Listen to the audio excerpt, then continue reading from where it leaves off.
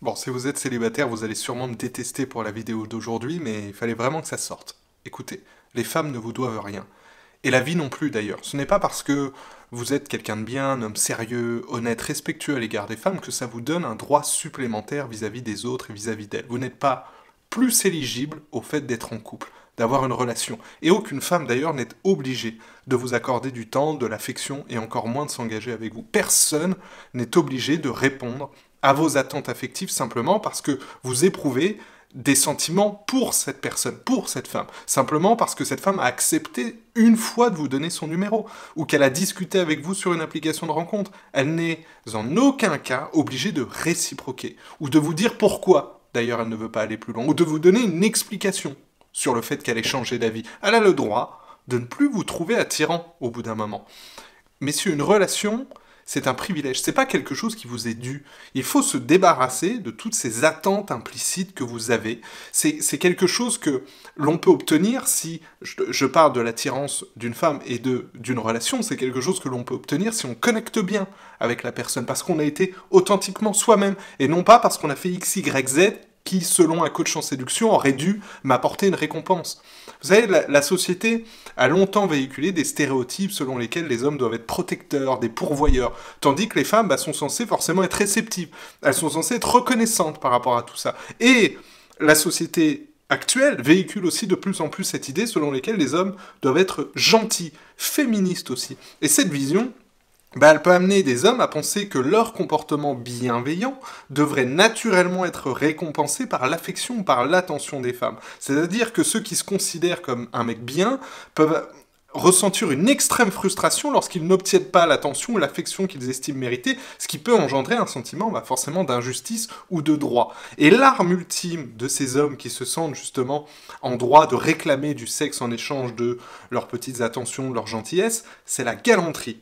L'arme ultime de ces hommes-là. La galanterie, qui était avant plutôt un moyen de pacifier, on va dire, une relation de séduction, ce n'est plus le cas, elle n'est plus utilisée pour la même chose. Au fil du temps, cette notion, elle a été déformée, et certains hommes l'utilisent comme un outil de séduction asymétrique. C'est-à-dire qu'ils s'attendent à une réciprocité en échange de leurs gestes attentionnés, ou simplement par le fait qu'ils ont été gentlemen avec la fille.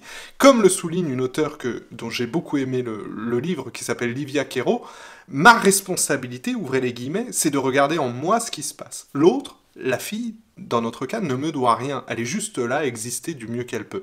Personne ne vous doit rien, les femmes ne vous doivent rien. Cette idée-là, elle est extrêmement libératrice parce qu'en fait, on arrête d'en vouloir aux autres, on arrête d'en vouloir à la société de ne pas être comme on voudrait qu'elle soit, on n'en veut plus aux femmes de ne pas se comporter comme on voudrait qu'elles se comportent en échange de nos attitudes, on lâche prise sur cette idée de contrôle sur le résultat, sur les autres, par rapport et en fonction de nos petites attentions et de nos bons comportements. Et on arrête tout simplement en fait d'enrager, de ne pas obtenir ce qu'on veut sentimentalement parlant, et on commence finalement à prendre ses responsabilités, à regarder davantage à l'intérieur de soi pour être le mieux possible, pour être du mieux qu'on peut quand une femme nous plaît. Alors certes, vous allez me dire, c'est injuste qu'un méchant garçon, un bad boy arrive à sortir avec des femmes et pas vous. Mais sur le principe, qu'est-ce qui vous donne le droit d'avoir une relation et pas lui? Je veux dire, si la fille a délibérément choisi d'être avec lui et pas vous, il y a des raisons à ça. La relation avec cette femme-là ne vous revient pas de droit, vous n'êtes pas plus légitime que lui. On choisit d'être avec les femmes qui nous plaisent, et on sait que si on veut que ces femmes nous apportent des choses, il faut aussi soi-même qu'on apporte des choses, qu'on ne se contente pas d'amener juste des valeurs, un bon CV. Il faut être aussi proactif, guérir nos blessures, se remettre en question, prendre des responsabilités, adopter des compétences relationnelles, réussir à être vraiment authentiquement soi-même, et travailler sur les choses qui empêche les femmes de vous voir comme un prétendant romantique sérieux. Donc la seule chose que vous contrôlez, pour rappel, c'est vous. Et la beauté de l'histoire, c'est que certes, les femmes ne vous doivent rien, mais vous ne devez rien non plus à personne. Donc en séduction, l'idée c'est d'ouvrir des portes, de tendre des perches, et c'est libre ensuite aux autres et aux femmes d'entrer et de saisir ces opportunités. Voilà, j'espère que cette vidéo vous a plu, c'était le petit coup de gueule de la semaine. N'hésitez pas à partager cette vidéo, l'envoyer à un ami qui aurait besoin d'entendre ça. En attendant, vous pouvez liker, partager, commenter si vous voulez réagir, et allez voir les liens dans la description. Il y a notamment l'accès à ma formation, ma formation masterclass gratuite qui aide les hommes célibataires, notamment les plus introvertis d'entre vous, à trouver l'amour en misant à fond sur l'authenticité de leur personnalité. Ciao.